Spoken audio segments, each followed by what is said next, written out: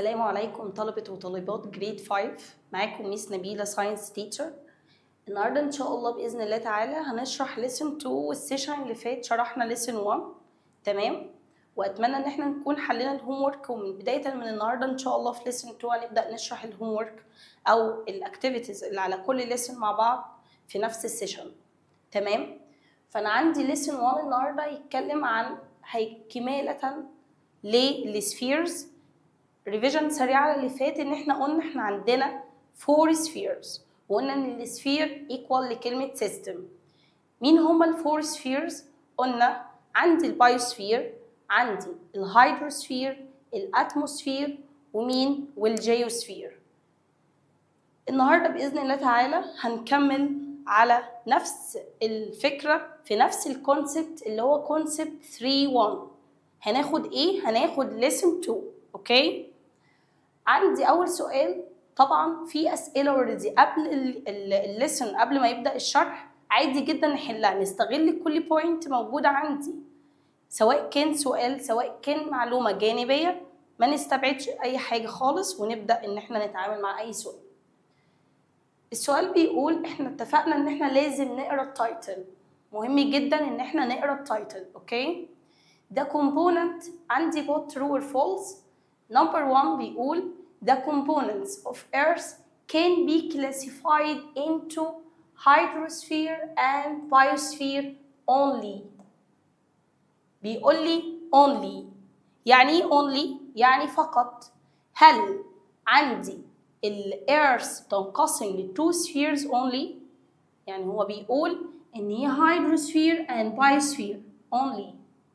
طبعا الإجابة wrong، false. تمام؟ ليه اخترنا false؟ عشان هما مش 2 spheres فقط، هما أكتر من كده، هما 4.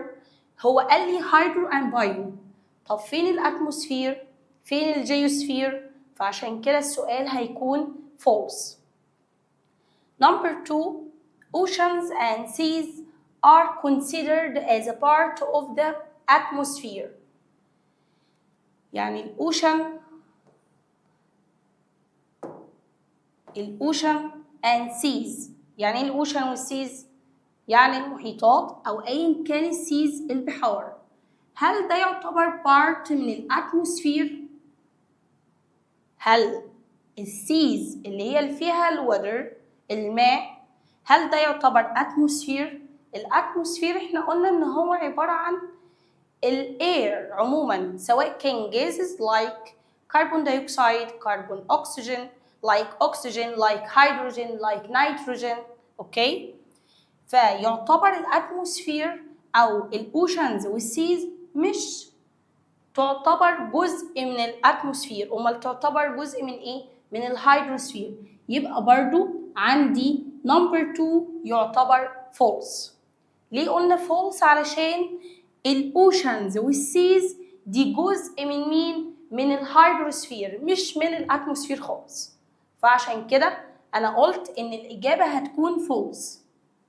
لو حليت التو question صح، يعني false و false، ادي لنفسك 2/2 and you are super science. نبدأ هنا نتعرف ان انا عندي الوتر بوديز. قلنا المرة اللي فاتت احنا دلوقتي هنتكلم عن الهيدروسفير، ومين هي البوديز اللي بيكون فيها الماء. طبعا مش بيكون واحد بس، ممكن يكون عندي اوشن اند سيز، ممكن يكون عندي ليكس، ممكن يكون عندي ريفرز. هنعرف كل واحد فيهم دلوقتي ايه هو التايب اوف واتر اللي موجودة فيه، هل هي فريش، هل هي سولت، هنعرف ده دلوقتي. فأنا عندي الأوشنز والسيز بيقول لك إن هي دي are very large water bodies. يعني يعتبر مكان أو locations. تمام؟ location في الwater ولكن very large. يعني very large يعني جسم كبير أوي. تمام؟ فأكبر حاجة عندي في الwater bodies هي السيز and oceans. أوكي؟ and they are contain salt water. salt يعني الwater اللي فيه بتكون مالحة not fresh.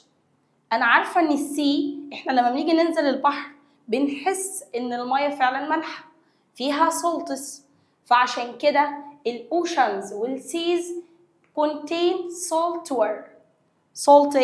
water. يبقى لما يجيلي في التشوز السيز والاوشن contain fresh ولا salt، هختار السولت. اوكي.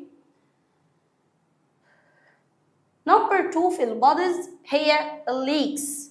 ليكس يعني بحيرات، تعتبر water body that is surrounded by land، يعني جزء أو جسم فيه ماء، لوكيشن فيه ماء وحواليه اللاند يعني حواليه أرض، حواليه يابس. أوكي؟ يبقى أنا الور بتكون في النص وحواليها جزء كبير من اللاند from all directions، من كل الاتجاهات، يعني مش من دايركشن واحد، لا من الدايركشنز كلها بيكون حواليها لاند. فده يعتبر الديفينيشن اوف ليك. لما يجي يقول لي في الساينتفك تيرم مين هو الوير body that is surrounded by land، هاجي هقول له مين؟ هقول له ان هي الليكس. تمام؟ طيب ايه هو التايب اوف وير اللي موجوده فيه؟ احنا عندنا قلنا ان عندي two types of wire، مين ومين؟ قالك الفريش والسولت، الفريش والسولت. طيب الليكس انهي تايب منهم؟ هل هي فريش ولا سولت؟ انا هلاحظ دلوقتي ان انا عندي two words مهمين جدا، كلمة most and some. طيب دول ليه مهمين؟ لان انا دلوقتي لو قلت ان الموست اوف ليكس فيها ايه او contain انهي تايب من الور، قالك ان فيها او معظم الليكس بيكون فيها فريش ور مش سولت. يبقى نسبة كبيرة من الليكس هي اللي بتكون من انهي نوع؟ من النوع الفريش. اوكي. some of them بقى يعني ايه some؟ بعض منهم، يعني مش كل الليكس، قليل منهم قوي اللي هيكون فيه salt ware، فيه هيكون ايه؟ السالت وير. تمام؟ يبقى انا عندي الموست اوف ليكس، يبقى انا معظم الليكس بيكون ايه؟ بيكون فريش. طيب some بقى اللي هو الجزء القليل بيكون salt. يبقى انا عندي ايه؟ عندي دلوقتي ان الليكس في منها الموست بيكون فريش، الصم اللي هي النسبة القليلة أو بعض منهم بيكون salt ware. يبقى نلاحظ إن الليكس فيه منها two types of ware، سواء salt سواء fresh. طب مين الأكتر؟ قالك الفريش. تمام؟ The third ware body is rivers. Rivers like Nile River اللي احنا اوريدي بنشرب منه. فطالما انا قلت ريفر يبقى اكيد ما ينفعش اغلط في سؤال زي كده في التايب اوف وير الموجوده فيه. ازاي؟ الريفر احنا بنشرب منه يبقى اكيد فريش، صح ولا غلط؟ طيب نيجي للديفينيشن اوف ريفر. الريفر بيقول لي ان هو النهر عباره عن water body that always follows from area of higher altitude. يعني ايه higher altitude؟ يعني flow من مكان عالي، من altitude عالي إلى أو higher place مكان أعلى يعني إلى lower altitude، يبقى من مكان أعلى لمكان أقل like mountain مثلا. أثناء ما بيحصل rain أو following الرين بينزل على الماونتن من higher altitude إلى lower altitude، وبعد كده بينزل بقى على الريفر أو أيا كان السي أو الأوشن. يبقى أنا عندي أول ما يجيلي في الساينتفك تيرم إيه هو الديفينيشن اللي بيقول أو إيه هو التيرم اللي بيقول where body flows from area of higher altitude with أو to area with lower altitude أو lower place. قصده ان هو يجي من مكان عالي لمكان قليل، من higher place ل lower place. like mountain، احنا قلنا كده زي الماونتن لما المية ايه بتنزل عليه، يبقى كده ده بيكون ايه؟ بيكون الريفر. اوكي، بيكون الريفر. طيب من شوية قلنا برضو ان الريفر فيه ايه؟ فيه fresh water. اوكي، فيه fresh مش salt. طيب في جزء كمان او اخر water body عندي هو مين؟ الجراوند ووتر. يعني ايه؟ يعني دي نوع من الwater بتكون underground. يعني underground يعني تحت الارض. طيب ايه اللي نزلها تحت الارض؟ قالك ان البادي ده بيتكون نتيجة او هو lies beneath a او under the earth's surface، يعني already بيكون تحت الارض. طيب ده ليه؟ قالك due to. نركز من اول اجابة او كلمة due to. كلمة due to equal لكلمة because، يعني أول ما أشوفها هعرف إن اللي جاي ده ممكن يكون إجابة السؤال لو جالي في ال give reason. أوكي؟ يعني لو جه قال لي مثلا give reason where lies beneath أو under the earth's surface. ليه الأرض أو ليه المية بتكون موجودة تحت سطح الأرض؟ ليه؟ إيه اللي هينزلها؟ هاجي هقول له due to the leakage. مهم جدا الإكسبريشن ده. leakage يعني تسريب، يعني التسرب بتاع مين؟ أكيد بتاع الورق، هي اللي اتسربت ونزلت into earth through a layer of porous rocks. يعني ايه porous rocks؟ يعني صخر في pores، في ثقوب، في فتحات already من خلالها يقدر الماء ان هو يتسرب وينزل. جه منين؟ ممكن جاي من الرينز. اوكي، يبقى هنا حصل leakage of water into a earth من خلال ايه؟ عشان لو جات لي في الكومبليت هيجي يقول لك through ايه؟ اجي اقول له layer of the porous rocks. يعني ايه porous rocks؟ يعني صخور فيها ثقوب، فيها فتحات. طيب ايه هو التايب اوف وير اللي قلنا اللي موجود برضه في الجراوند؟ هو اكيد جاي من الرينز، يبقى اكيد لما تتكون هيكون ايه؟ فريش.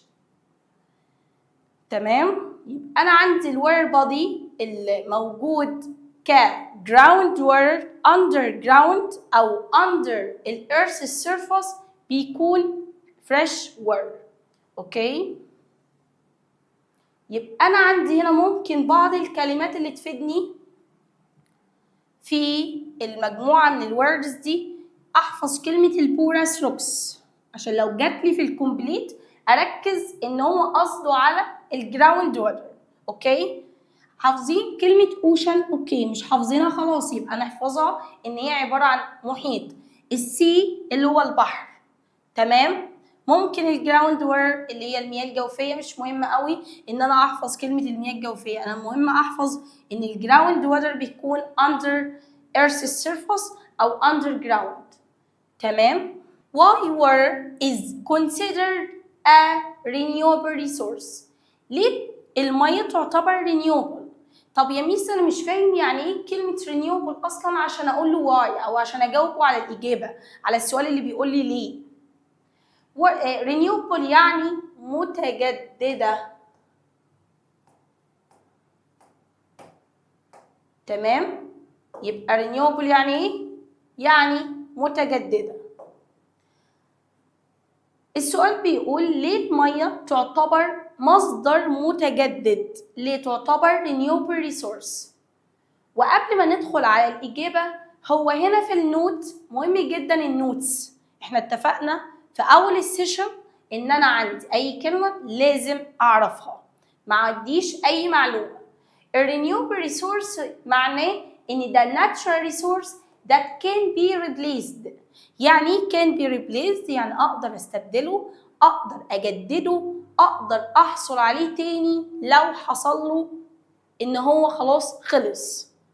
فالميه اكيد او الورق اكيد لو حصل لها نفاذ أو خلصت أقدر أعمل لها renewed. يعني renewed أو renewable أقدر أجددها تاني.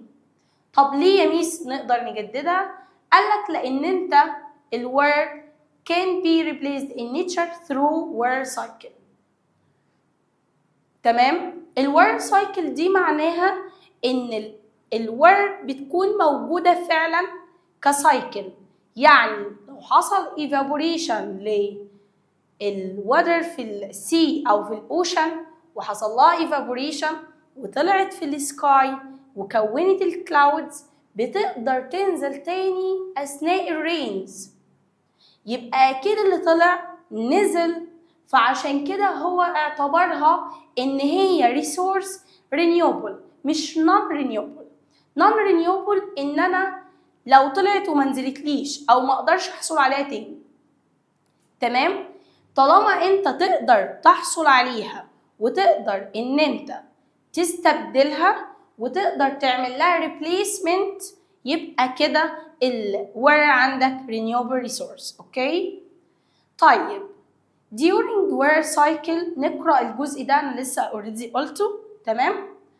عندي number 1 بيقول لي إن الword present in bodies on earth هيحصل لها evaporates. طب إيه السبب اللي بيخلي إن بيحصل له evaporates أو إيه اللي بيخلي المية يحصل لها evaporates؟ قال لك الصن هنا بدأت إن هي تعمل heats up لمين؟ للورق اللي عندك. فبالتالي الورق هنا it change from liquid state to gas state, from water to vapor. Okay? This process is called evaporation. ده كده حصل evaporation by the sunlight. Number 2 إن الwater body أو الvapor is collected forming clouds. كون لي الclouds. اوكي؟ الclouds اللي هي already السحب. تمام؟ فالwater returns back to the earth's surface in the form of rains. بعد ما يكون الclouds بتبدأ يحصل rainfall. يعني ايه rainfall؟ يعني سقوط للرين. دي في مرحلة ايه؟ مرحلة ان هو بيدخل في processes ان شاء الله نعرفها في grade 6 اسمها precipitation. يعني ايه precipitation؟ يعني falling of water او ايا كان snow ممكن يتساقط على هيئة جليد. فبالتالي percentage of water is constant on earth. يعني ايه percentage is constant؟ يعني هنا خلاص نسبة المية already ثابتة doesn't change. فلما يجيلي في true and false the total amount of water in earth it changes. طبعا هاجي اقول له false. طب لو جه قال لي doesn't change هاجي اقول له ان الاجابة دي تعتبر true لان هي فعلا total amount او percentage of water عموما مش بتتغير. اوكي؟ طيب هل الوار بس هي اللي بتكون renewable resource ولا في حد تاني؟ طبعا في تاني. for example عندي البلانتس. for example عندي مين؟ البلانت برضو يعتبر renewable resource. يعني ايه renewable resource؟ يعني مصدر متجدد. لسه قايلين can be renewed can be replaced. اقدر استبدله اقدر اجدده تاني. ازاي البلانت يعتبر renewable؟ قالك ان انت بيكون اول حاجة عندك ان هو seeds يعني بذرة صغنونة جدا بنبدأ ان احنا نعمل لها planted في soil في تعتبر temperature مثلا مناسبة ليها. تمام؟ فالبلانت هنا بيعتمد على where to grow and survive. عشان كده البلانت بيتأثر لو amount of water decrease أو water كمان polluted. يعني علشان السيد دي تكبر وتكون new plant أو big plant لازم تديها الظروف دي تكون مناسبة. تمام؟ من ضمن الظروف المناسبة ليها إن أنت تديها clean water. ما ينفعش تيجي تقول ده plant مش human عادي أديله أي type اي ميه حواليا. طبعا الكلام ده مش مظبوط، والبلانت فعلا هيتاثر ومش هيحصل له جروينج. اوكي، فعلشان يحصل له جروينج لازم الاماونت اوف وير تكون مناسبه. تمام، وكمان لازم يكون ما فيش فيه اي بوليوشن، تلوث، تكون مياه كلين. اوكي، طيب السيد هنا هيكون نيو بلانت، والنيو بلانت هتكبر اكبر واكبر واكبر لغايه ما يكون لي الفلاورز او مثلا الفروتس. فبالتالي كده طيب بعد ما يتكون الفروتس او الفلاورز produce seeds. الفلاورز عارفين من الفيرست تيرم ان هي produce seeds وهكذا. يبقى seed بقت نيو بلانت، النيو بلانت يكبر اكتر واديله الورد تكون باماونت مناسبه وكمان تكون كلين، فبالتالي can grow can survive. اول ما يكبر ويديني الفلاور دي بتعمل بروديو او برودكشن للسيد. اخد السيد وابدا اعمل ايه؟ نفس الستبس اعيدها مره كمان. فعشان كده البلانت بيكون رينيوبل. يبقى كلام مظبوط فعلا. تمام، من كل ده هنلاحظ ان انا حصل عندي انتراكشن ما بين الهيدروسفير والبايوسفير. الهيدرو ليه؟ لان انا بتكلم عن الورق عموما. طيب البايو ليه؟ لان انا اتكلمت عن البلانتس. تمام، يعني التو اكزامبلز في الرينيوبل ريسورسز اصلا كده حصل انتراكشن ما بين الورق وما بين مين تاني؟ وما بين البلانت. البلانت ده من ضمن الليفينج، فبالتالي هو من ضمن البايوسفير. طب والورد دي احنا قلنا من انهي سفير؟ شطار، من الهيدروسفير. طب لما بيحصل انتر اكشن كده السيستم هيكون ايه؟ كده السيستم هيكون في حالة بالانسد سيستم، ويعتبر كده السيستم اللي احنا فيه هيكون هيلثي ومش هيحصل فيه اي disturbance. تمام، وهنا الليفينج اورجانيزمز سواء كانت plants, animals, human في البايوسفير هيعتمد على الهيدرو to survive. نعمل ستوب للفيديو for مثلا 1 minute لغاية ما تعمل check your understanding put true or false وافتحه تاني لما تخلص إجابتك. true or false نقرا التايتل زي ما اتفقنا. Number 1 oceans and rivers always contain salt. هو بيقول لي إن الأوشن والريفر الاتنين بيكون فيهم salt water. هل الكلام ده true ولا false؟ المفروض إن أنا أكون عارف إن الأوشن like seas برضه. الأوشن والسي الاتنين زي بعض في التايب اوف water. نوعهم إيه؟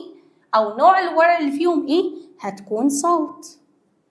يبقى أنا أتأنى قوي وأشوف هل هما الاتنين، لأن هو عاطيني two water body، فبالتالي أهدى وأفكر. الأوشن ده فيه salt water، والريفر ده أنا عارفة إن الريفر like Nile River contain fresh. يبقى بالتالي كلامه wrong. ليه wrong؟ لأن يعتبر الكلام ينطبق على مين؟ على الأوشن، ما بينطبقش على الريفر. طيب يا ميس في جزء true جزء false، يبقى السؤال كله false طالما ما ينطبقش على ال two types of water body. Number 2 عندي الورق والبلانت considered renewable resources، مصادر متجددة. طبعا احنا لسه قايلين ان الورق بيدخل في water cycle، فبالتالي can be renewed can be replaced. ونفس الفكرة السيدز البلانتس. كان سيد كبر بقى نيو بلانت وكون الفلاورز، والفلاورز عملت برودكشن لمين؟ للسيدز، والسيدز هنا اخدها وابدا اعمل لها ريبلانت التاني ويديني نيو بلانت ونيو فلاور وهكذا. يبقى الاجابه هتكون ترو.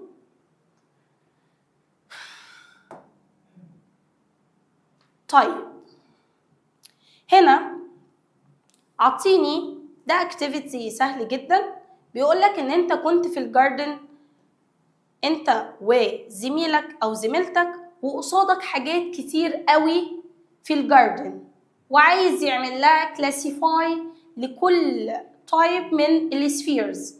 وافكركم تاني ان انا عندي 4 spheres: biosphere, hydrosphere, geosphere and مين تاني؟ احنا قلنا البايو، الجيو، ومين؟ والهيدرو، وهكذا في الفورس نفس الكلام.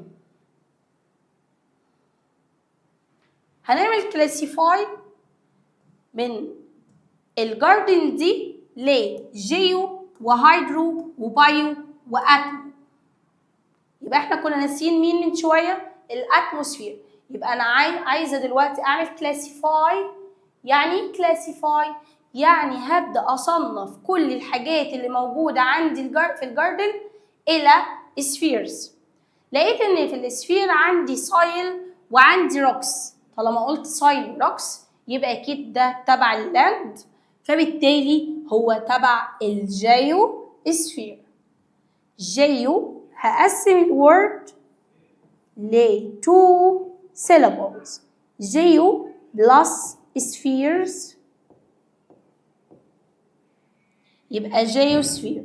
ده علشان اقدر اعمل لها كيب. اوكي، لقينا برضو في بادل. البادل دي زي البركه كده، زي البوند فيها ميه. اوكي، فيها ووتر، يبقى بالتالي تبع الهيدروسفير.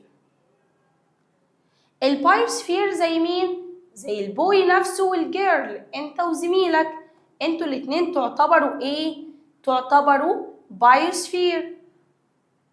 اوكي، يبقى البوي نفسه والجيرل تعتبر بايوسفير. مين تاني من البايوسفير؟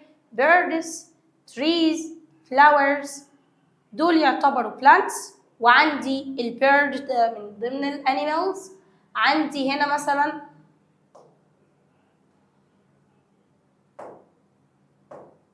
البيردز والتريز والفلاورز والباترفلاي والجراس. وقلنا برضو الجراس يعتبر من ضمن مين؟ من ضمن البلانت. الاتموسفير اللي هو الاير، تمام؟ قلنا في جازز حوالينا، وفي كمان الويند. الويند اللي هو الرياح، ده يعتبر موفز ذا ليفز، هو اللي بيحرك الليفز، بيخلي ورق الشجر كده ايه؟ يتحرك. وكمان حصل بريثنج للهيومن والانيمال، هما يتنفسوا ايه؟ اكيد اكسجين جاز اللي هو O2. طيب، وهيعمل اكسهيليشن للكربون دايوكسيد، كربون داي اوكسيد. الكربون دايوكسيد هنا برضو جاز، والاكسجين جاز. يبقى الاتنين تبع مين؟ تبع الاتموسفير. طيب، هو بقى اعطيني تشيك برضو للاندرستاند. ستوب للفيديو، اعمل تشيك الاول، بعد كده ارجع تاني زي ما اتفقنا قبل كده. عندي دلوقتي هيعمل كلاسيفاي، اعطيك ريفر، انسكتس، mountains, seas, sand, crocodile and wind. امشي مع كل واحده فيهم الكي ووردز اللي هو اعطيها لي دي كلها، وابدا احط كل واحده فيهم في مكانها في السفير بتاعها. فانا عندي الريفر يعني النهر، ده عباره عن ايه؟ في الوتر. اوكي، وقلنا ان هي فريش، يبقى اكيد ده تبع مين؟ تبع الهيدروسفير. يبقى انا هكتب هنا مين؟ الريفرز. يبقى انا خلصت اول واحده، اعمل عليها سلاش. نيجي للانسكتس. نيجي لمين؟ للانسكتس. الانسكت يعني الحشرات. اوكي، الانسكتس يعني الحشرات. طبعا الحشرات دي من ضمن الحاجات الليفينج اورجانيزمز اللي موجوده في السيستم اللي هو الارث، يبقى بالتالي هي تبع الليفينج. اوكي، يبقى اكيد من ضمن البايوسفيرز. يبقى البايوسفير هنا او الانسكتس هنا تبع مين؟ البايوسفير. نعمل سلاش. اول ما اختار حاجه سلاش على طول عشان ابدا افكر واضيق المساحه اللي عندي من ضمن الكي ووردز، ويبقى سهل ان انت تخلص الكويستشن. عندي الماونتنز اللي هو الجبل. الجبال هنا دي تبع اوريدي ايه؟ الروكس، موجوده اون لاند، يبقى اكيد تبع مين؟ الجيوسفير. فبالتالي الماونتنز برضو تبع الجيوسفير. نيجي للسيز، البحار. افكركم ان السي كانت very large body، اوكي، water body. كانت type of water اللي موجودة فيها كان salt، اوكي. فهنا عندي السي طالما قلت ان هي فيها water يبقى اكيد تبع الهيدروسفير، تبع الهيدروسفير سيز. اوكي سيز، اوكي سلاش. نيجي للساند، الساند يعني الرمال. الساند هنا برضو موجودة on land، فبالتالي هتكون تبع الجيوسفير سلاش كروكودايلز. الكروكودايلز هنا تمام، الكروكودايلز اللي هي مين؟ اللي هي التماسيح، دي من ضمن البايوسفير. الكروكودايلز لان هي من ضمن ايه؟ كروكودايلز. تمام. اخر حاجه عندي الويند. الويند تبع الاتموسفير لان هو موجود في الاير وبيعمل موفز للتري او سوري موفز للليفز. كده احنا خلصنا الليسن. تمام. نبدأ ندخل على الاكسرسايزز اون ليسن 2 ونبدأ نعرف ازاي اتعامل مع السؤال. طيب choose the correct answer. نفكر بطريقة إيجابية مع بعض. Number 1 بيقول at the beginning of water cycle in nature water and goes into the air forming. في بداية الوار سايكل ايه اللي بيحصل للوار؟ اكيد هيحصل لها evaporate. واحدة واحدة قبل ما ادخل على التشويسز. and goes into the air وبتطلع في الاير وبتكون ايه بعد ما بيحصل evaporation؟ اكيد هيكون الكلاودز لان هي حصل لها ايه؟ حصل لها evaporates. تمام. هو قال لي الكلام ده امتى؟ في البيجيننج. يعني beginning يعني في البدايه، في البدايه خالص الوير بيحصل لها evaporate وبعد كده تكون الكلاودز. طيب مين اللي بينطبق عليه evaporates and clouds؟ الاجابه هتكون B لان هو قال لي الفيرست بارت بيكون evaporates والسكند بارت بتكون clouds. ما ينفعش اللي تحتها عشان هو بيقول لي سنو هو على طول هيطلع بيكون سنو؟ اكيد لا. لما بيحصل له تشينج من الليكويد للجاز بيكون الكلاودز. Number 2 rain water is a part of. is a part of يعني rain water يعني المياه بتاعة الأمطار اللي هي already بيحصلها fall down بتتساقط. طالما قال لي water يبقى أكيد تبع أنهي سفير؟ تبع الهيدروسفير. احنا قلنا أي الهيدروسفير هيعتبر includes أي حاجة فيها water. اوكي. Number 3 presence of dolphins in oceans. أركز في السؤال. dolphins يبقى living وطالما هو living يبقى أكيد ده تبع البايوسفير. أنا لسه ما شفتش اللي تشويسز أصلا، يبقى ده تفكيري قبل ما أبص على اللي تشويسز أو قبل ما أبص أصلا على الإجابات. أنا أوريدي بذاكر السؤال نفسه. in oceans طالما قال لي oceans يبقى أكيد ده تبع مين؟ تبع الهيدروسفير.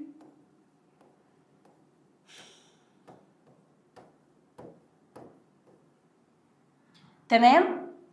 يبقى أنا عندي represent interaction between الانتراكشن هنا ما بين مين ومين؟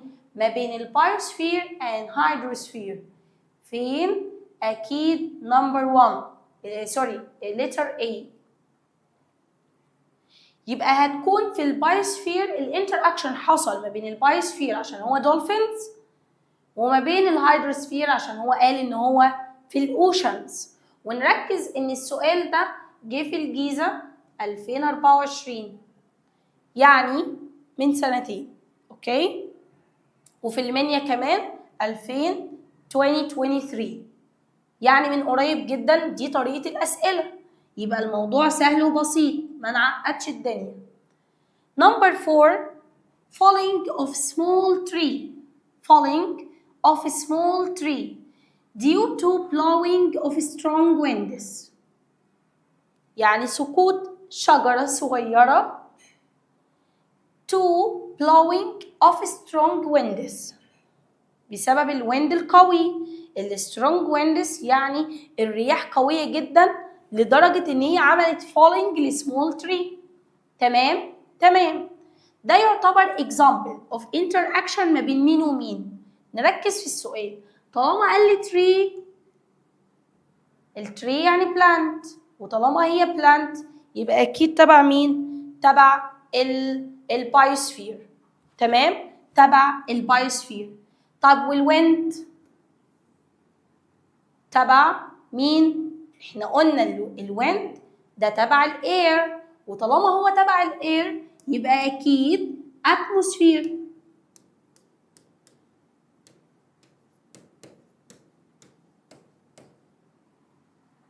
تمام؟ تمام. يبقى اول جزء حصل انتراكشن ما بين مين ومين؟ بايوسفير اند اتموسفير. فين البايو اند اتمو؟ دي. يبقى انا قبل ما ادخل على السؤال بفكر، او سوري، قبل ما بدخل على الاختيارات والتشويسز اللي عندك ابدا اذاكر السؤال نفسه، هلاقي ان الاجابه سهله اطلعها. Number 5 الجراوند water present under Earth's surface in rock and soil porous. This is an interaction between two spheres. اوكي؟ الجراوند water طالما قال لي water يبقى اكيد hydrosphere.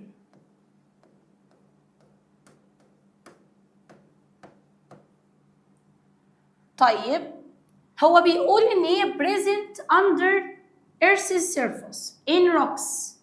طالما قال لي rocks و soil porous يبقى اكيد ده تبع مين؟ الجيو سفير. ليه يا ميس اخترت جيو سفير؟ احنا قلنا روكس او اي حاجه ليها علاقه بالسويل او اللاند ده يعتبر جيو سفير، اللي هو الجزء السفير اللي موجود في اللاند. طيب كده احنا اخترنا هيدروسفير عشان هي جراوند ووتر، واخترنا جيوسفير عشان هو بيتكلم عن الروكس والسويل. يبقى هيدرو اند جيو، هيدرو اند جيو، الإجابة هتكون سي. اوكي؟ نمبر 6 سؤال طويل. يعني طب انا ليه بقول طويل؟ ما استصعبش السؤال، مش عشان هو طويل يبقى صعب، ممكن يكون اسهل واحد فيهم. نقرأ مع بعض. Acacia tree has very long roots. واو، في roots يبقى اكيد في اللاند، يبقى اكيد دي كده تبع الجيوسفير. قبل ما اكمل that grow downward inside أو through soil rocks. الروكس برضو هنا كده اتأكدت إن هي جيوسفير. search for ground water. بتدور على مين؟ احنا عارفين الأكاشيا تري بيكون عندها روتس، الروتس دي بتكون بتنزل downward ليه؟ علشان search for ground water، عشان هي موجودة في مكان مفهوش أو في drought، أوكي؟ في جفاف، فبالتالي وظيفتها احنا أخدناها في grade 4 تمام؟ في الفيرست تيرم إن هي عايزة search for water، فبالتالي الروتس penetrate earth and reach and search for water. Which earth sphere is not involved. نركز ان هو بيكون not involved، يعني مش عايز السفير اللي تبع الموضوع ده كله، عايز يطلع من بره ايه؟ واحد من ضمن السفيرز.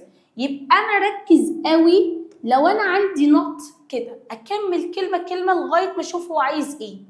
فكلمه نوت هنا لو انا ما خدتش بالي منها اعتبر ان السؤال كله كده خلاص انت مش هتحله صح.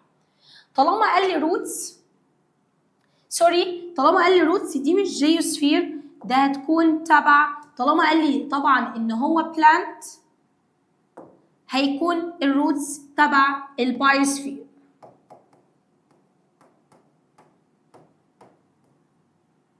وهنا قال لي ان الروكس هي اللي هتكون جيوسفير، يبقى احنا كلمة جيوسفير ما كانتش هتتكتب هنا، كانت هتتكتب هنا. تمام؟ وهنا جراوند ووتر يبقى دي هيدروسفير.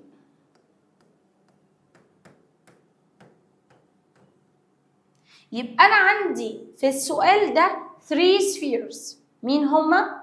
بايو and جيو and هيدرو.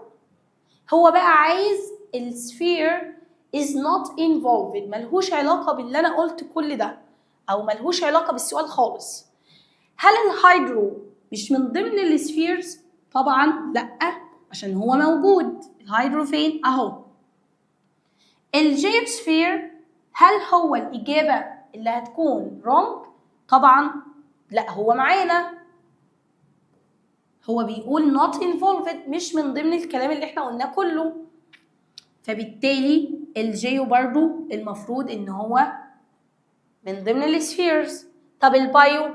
لا، البايو برضو موجود عشان اتكلمت عن الروتس، والروتس دي يعني بلانت، والبلانت ده من ضمن الليفينج يعني ضمن البايوسفير. اوكي، فده برضو معانا. طب مين بقى اللي بيكون يعتبر السفير اللي not involved ما اتكلمتش عنه خالص؟ الاتموسفير. اتموسفير يعني ايه؟ يعني سفير ليه علاقه بالاير، ليه علاقه بالجازس، وانا ما ذكرتش خالص ان هو عايز يعمل بريث او اي حاجه. تمام؟ فالاجابه اللي هتكون رونج في الحاله دي، السؤال ده زي اكسبت كده، اكسبت يعني ما عدا، فكلمه نوت هنا هي اللي خلتني اختار الاتموسفير. سؤال الماتشنج او الكولم A وكولم B. تمام؟ عندي الاوشنز والليكس والريفرز والجراوند ووتر. اوشنز فيها ايه؟ هو تقريبا عايز يشوف التايب اوف ووتر. ابص عليهم سريعا كده. هبدا، هو بيقول لي فريش اند سولت، طبعا لا، الاوشن تعتبر salt only. هل هي contain salt water only؟ بس ما اختارهاش دلوقتي، اختارها لما اشوف الباقيين هل ينطبقوا على الاوشنز. طبعا هو كده كده هيكون اجابه واحده فقط، ولكن تاكيدا ان انت اخترت صح. contain fresh water only، الاوشن ما فيهاش فريش، يبقى ما تنفعش سي. the water found in a gas state ملوش علاقه، هي سواء جاز liquid salt ملوش علاقه بان هي already جاز. بس الوير found under the earth's surface، طالما قال لي موجوده تحت الارث surface يبقى انا عرفت اكيد ان ده بيتكلم عن الجراوند ووتر اللي هو السؤال نمبر 4. اوكي، نرجع لسؤالنا الاوشنز. كده مفيش الا بي هي اللي هتكون صح، يبقى الاوشن contain salt water only، يبقى بي.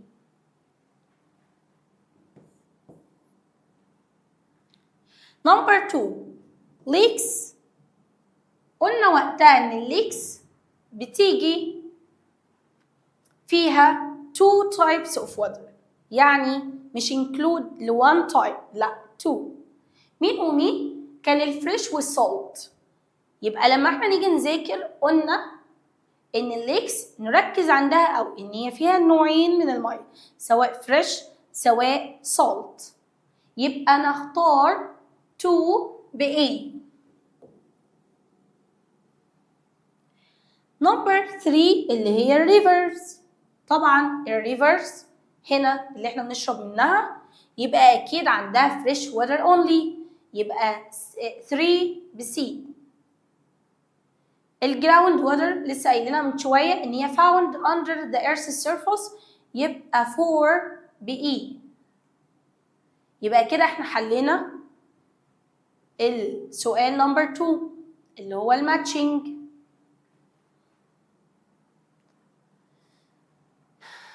هنا في الترو اند فولس نركز في السؤال، مش عشان هو ترو اند فولس يبقى خلاص الموضوع سهل وبسيط. هو الموضوع سهل وبسيط، ولكن لو انا ركزت يبقى مهم جدا ان انا اركز.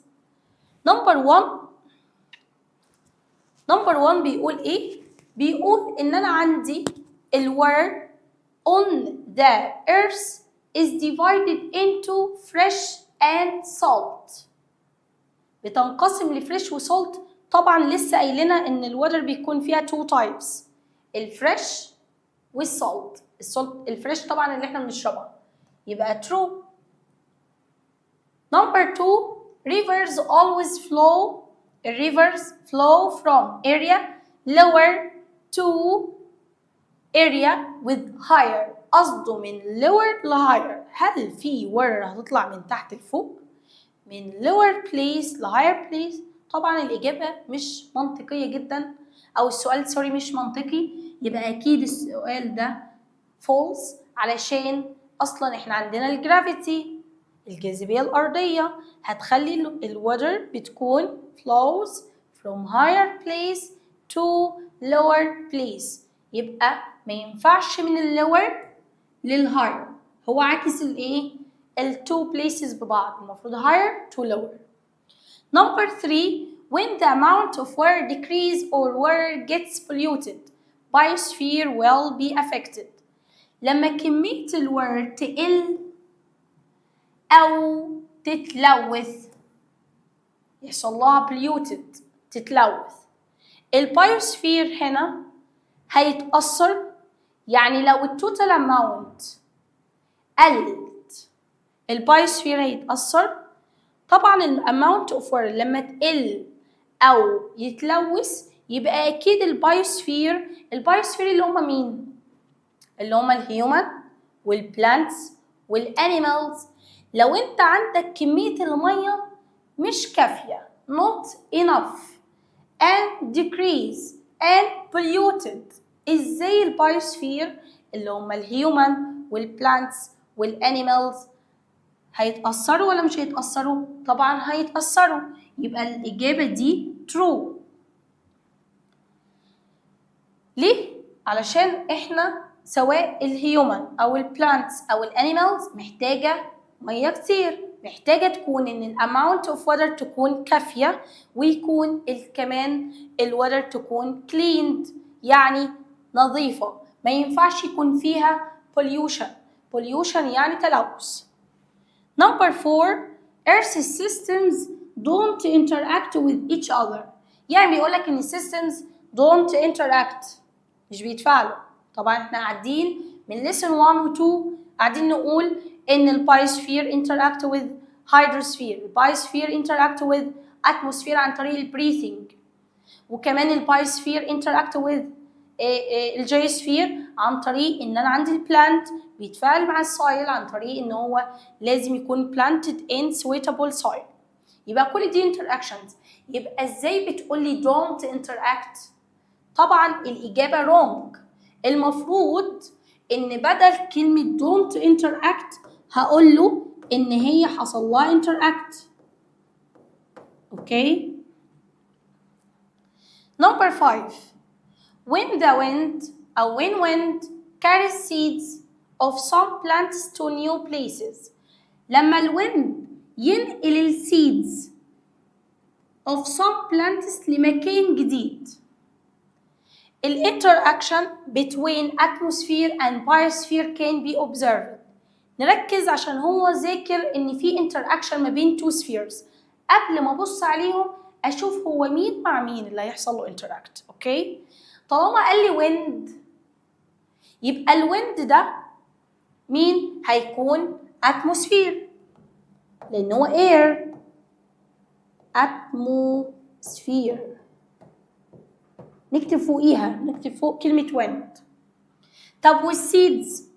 السيدز دي plant والplant biosphere، يبقى دي bio.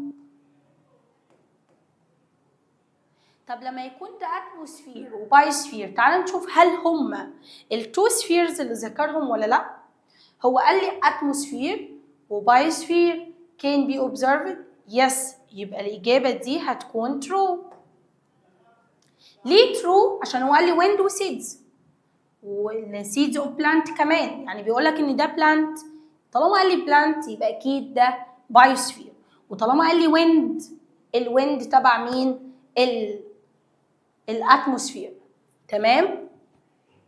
Number 6 weathering of rocks as a result of the effect of rains is an example of an interaction between hydrosphere and biosphere. يعني بيقول إن في weathering of rocks. يعني إيه weathering؟ أفكركم بإن ال weathering يعني breaking down of rocks into smaller pieces due to أو as a result of effect of rains.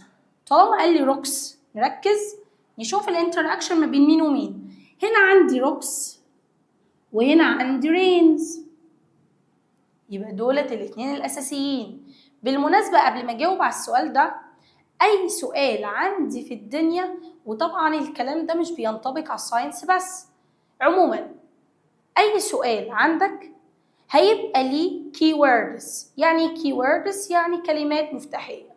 الكلمات المفتاحية دي لو انت ما أخدتش بالك منها في السؤال مش هعرف أجاوب. زي ما أنا دلوقتي عملت 2 circles around rocks and rains، لأن هما دولت ال 2 keywords of question number 6. أوكي؟ يبقى أنا عندي الروكس هنا إيه؟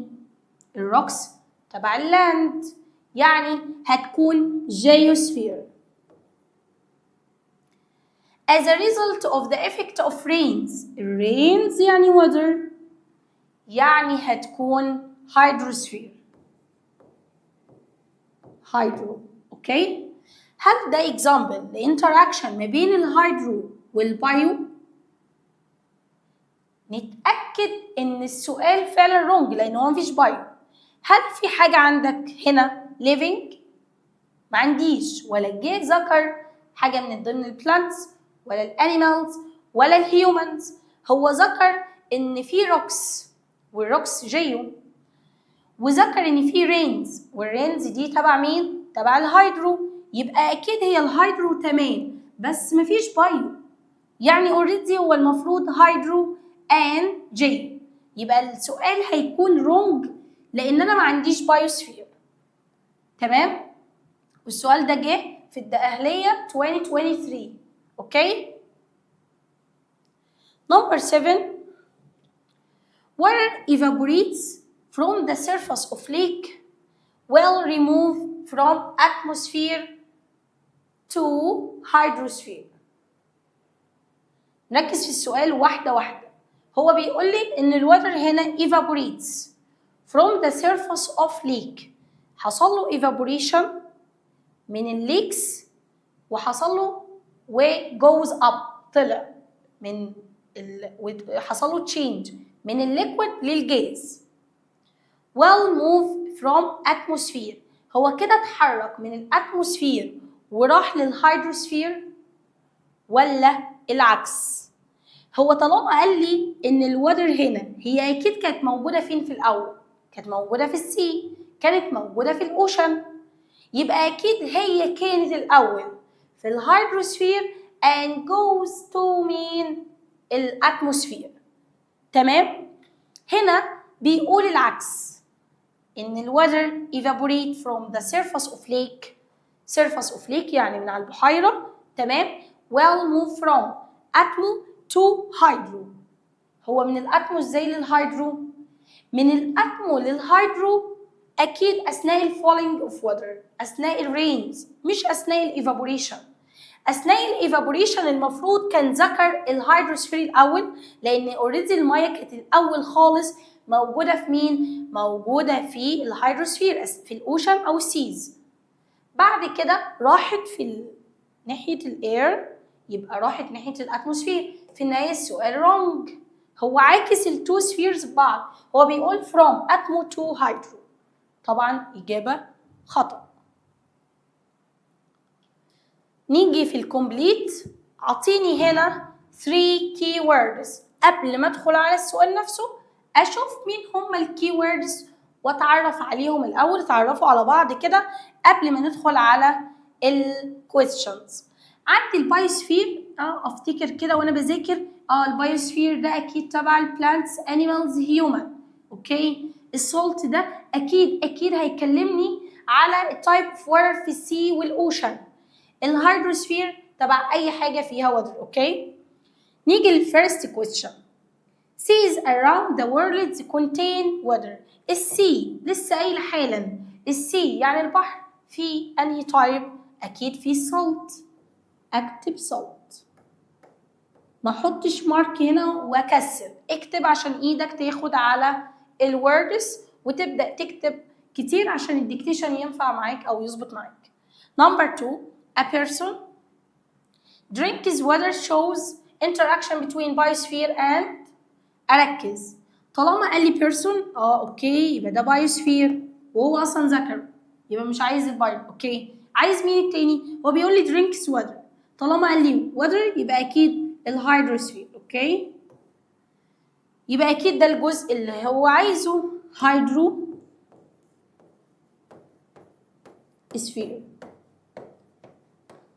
hydrosphere. اوكي.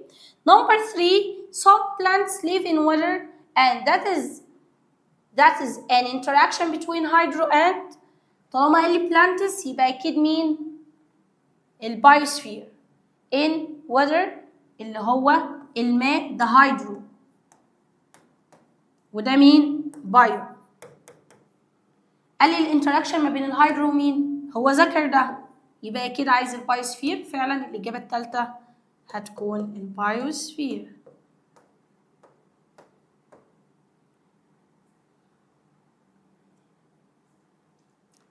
هنا في الليسن ده عطيني 2 scientific terms only. في بعض منكم مش بيعرف يحل السؤال ده already اخد بالي منه اثناء المذاكره او اثناء ما انا بشرح او اثناء ما انت بتذاكر. واتفقنا ان انت اثناء الشرح لازم يبقى معاك هايلايتر، اي كي ووردز او اي معلومه او اي نوت نعمل عليها هايلايت. Number 1, a water body that's surrounded by land. قلنا ان انا عندي water body حواليها land from all direction. ده كان تعريف مين؟ كان تعريف الليك. بحيرة، البحيرة هي اللي بتكون surrounded by land. في النص بتكون الوتر موجودة وحواليها اللاند. Number 2, a cycle shows the continuous movement of water from the earth to the atmosphere then to the earth again. في cycle بتعرفك أو بتوضح لك إن في continuous movement of water، حركة مستمرة للمية from earth to the atmosphere. شايف هنا إيه؟ from earth من الأرض to atmosphere then to earth again، ورجعت تاني للإيرث، يبقى كانت من الإيرث للأتموسفير ورجعت تاني. كل ده طبعا بيتكلم عن الوتر سايكل. الوتر سايكل، وكلمة سايكل اتفقنا السيشن اللي فات إن هي عبارة عن حاجة closed، يعني أنا بدأت وهرجع تاني لنفس البوينت. أوكي، زي السيركل كده. السيركل أنا اوريدي بلف وهرجع تاني عشان تكون closed، هتتقفل. طيب في الكومبليت برضو أثناء المذاكرة أركز قوي ما بين الكلمات اللي ما بين السطور. أتخيل إن ممكن يجيب لي السؤال ده في الكومبليت، هتصرف إزاي؟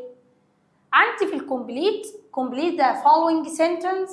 Number 1 بيقول الفريش water forms some water body such as and some lakes while seas and oceans are formed of water.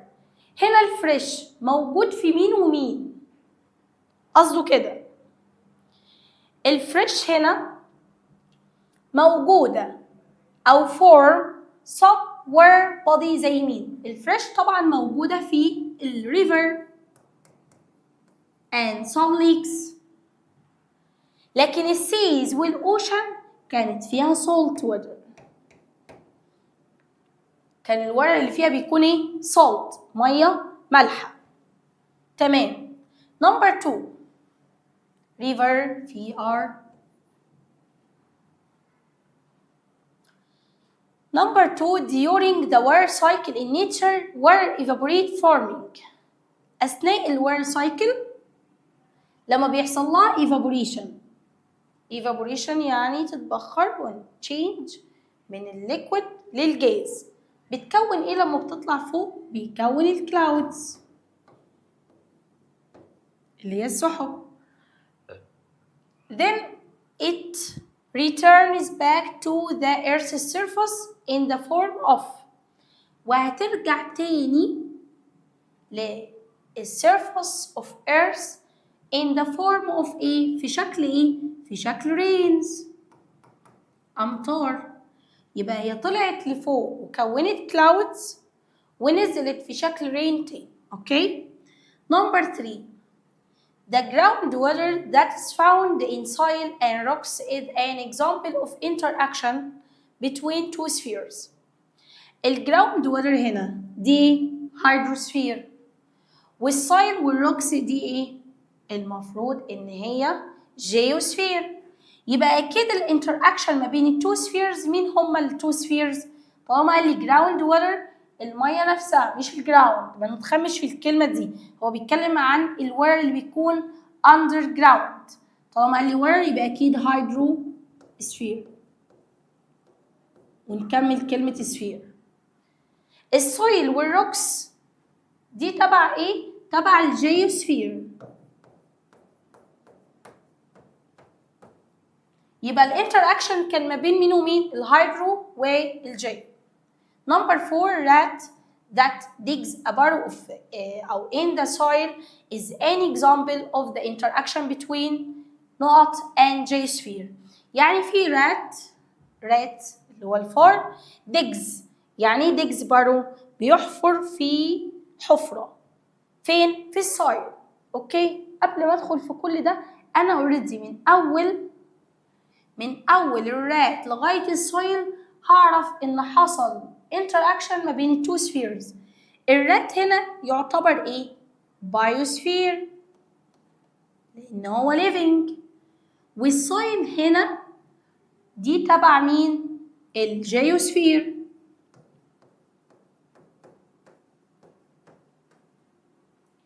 يبقى ده example of interaction ما بين A and جيو. الجي اتكتبت يبقى اكيد عايز الباي اللي هو الرات.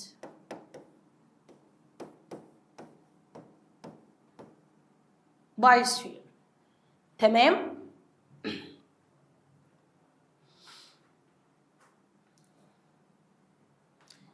نمبر 5 بيقول لي irrigation of plants. قلنا ان هي عملية ري للنباتات للبلانتس. من الكلام العربي اصلا ومن الترجمة انا لازم اكون عارفة طبعا ان في irrigation يعني already هسقي البلانت او هرويه. يعني اكيد هنرويه بايه؟ اكيد بالوتر. والبلانتس هنا تعتبر بايو، يبقى ده كده هيدروسفير وده بايوسفير لان هو البلانتس من ضمن الليفينج. يبقى هنا حصل interaction between two earth systems. مين ومين؟ الهيدرو spheres وكمل والبايوسفيرز، ويبقى finished number 5. Number 6 respiration of living organisms. أول 2 words في الكويستشن هنا حلوا السؤال. ليه يا ميس حضرتك بتقولي كده؟ أنا بقول respiration. هو إحنا بنعمل respiration ليه؟ نتنفس إيه؟ أكيد بنتنفس أكسجين، والأكسجين ده إيه؟ ده يعتبر جاز. طيب أنهي سفير يعتبر includes للجاز؟ مين؟ جيو ولا اتموسفير ولا البايوسفير؟ طبعا هيكون الاتموسفير. نفكر سوا.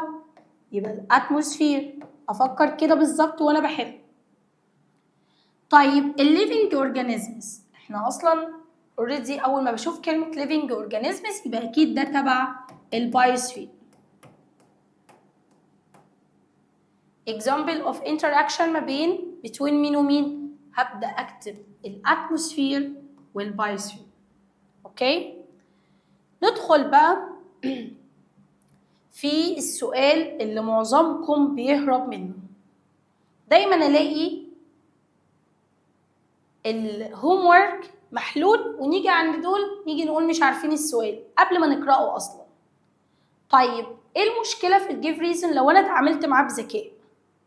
في سؤال الجيف ريزون بيكون زيه زي باقي الأسئلة، ولكن هنا أنا هكتب sentence. يعني sentence يعني جملة.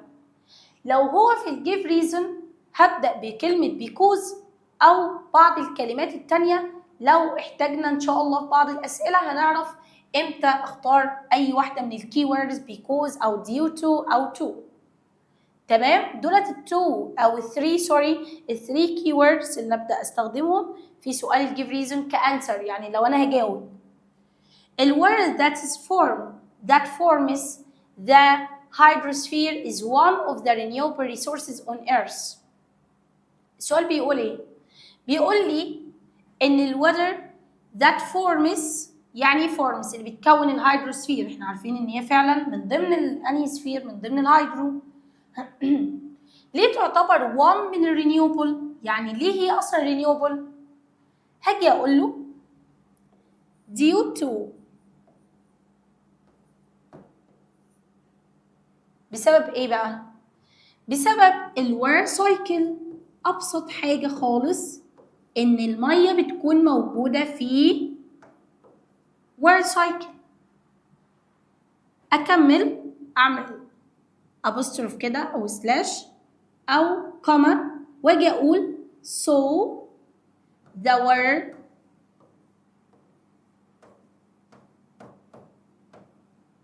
can be replaced اللي هو اصلا الديفينيشن بتاع الرينيوبل ريسورسز. هاجي اقول can be replaced. يبقى انا كده قلت له اجابه نموذجيه. كل ده بسبب ان هي موجوده في سايكل، وقلنا ان السايكل دي عباره عن ايه؟ closed كده. يعني الوير طلعت نزلت تاني اللي هما الايفابوريشن والكوندنسيشن والبريسبتيشن. هناخدهم اكتر في جريد 6 ان شاء الله في السكند تيرم زي اليومين دولت بالظبط. طيب نفس الاجابه plants are considered renewable resource. ليه البلانت برضو من ضمن يعتبر renewable resource؟ اجي اقول له because. ممكن اكتب because كده بيك واعمل دوت. تمام؟ because plant can نفس السؤال او نفس الجزء الثاني في السؤال اللي فوق can be replaced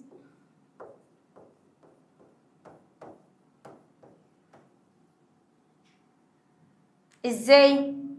هاجي اقول له ان ممكن يكون عندي السيد can grow ممكن تكبر and for new plant.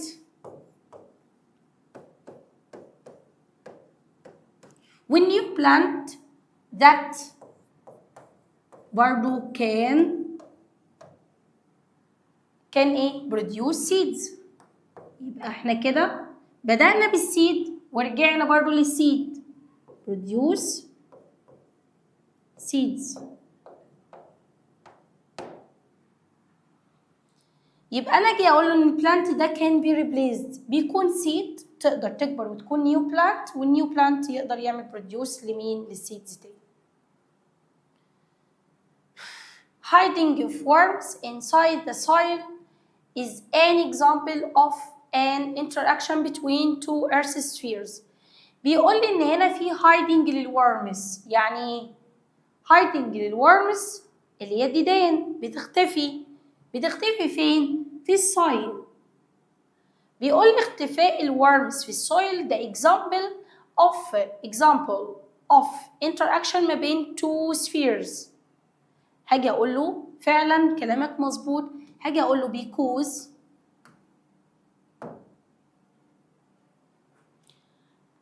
امسك التو كي ووردز. احنا اتفقنا ان اي سؤال ليه كي ووردز. التو كي ووردز اللي بيتكلم عليهم هنا الورمز والسويل. عرفت منين يا ميس؟ لان هما تو سفيرز مختلفين في السؤال ومفيش غيرهم. باقي الكلمات ان هو interaction between two spheres. يبقى انا عيني على اول السؤال حصل hiding للورمز inside soil. يبقى الورمز هنا هاجي اقول له because worms belong بينتموا to. هي الورمز دي living يبقى اكيد بينتموا لمين؟ للبايوسفير. تمام؟ and واكمل. ما اقولش على الورمز واسكت. هو بيقول interaction ما بين two spheres. كده انت ذكرت اول سفير. اكمل بقى. السويل هنا تبع اللاند. يعني هيكون هاجي اقول له and soil belongs to any sphere. قلنا الجيوسفير. يبقى هو بيقول لك ان في two spheres. اذكر له two spheres. قول له والله انا فهمت ان طالما في worms يبقى ده living يبقى ده بايوسفير. عمل interaction ما بين مين ومين؟ البايوسفير والجيوسفير. ده يعتبر برضو model shows diagram containing three interacted earth spheres. Read this sentence and then put true or false. يعني أنا عندي هنا 3 letters A و B و C. هساعدكم فيهم ونبدأ نحلهم عادي. ولو في أي مشكلة في السؤال ده نسأل في الكومنتس. تمام؟ لازم نخلي جزء على الأقل نبدأ نفكر فيه بتفكيرنا احنا. مش لازم أي أسئلة للتيتشر، سواء كان التيتشر اللي حضرتك بتتفرج عليها دلوقتي أو التيتشر اللي بيكون معاك على طول. أنا هنا عندي 3 letters A B C. يعني مثلا أنا عندي ال C واخد فيه، يعني ال C هنا تبع مين؟ تبع الأتموسفير.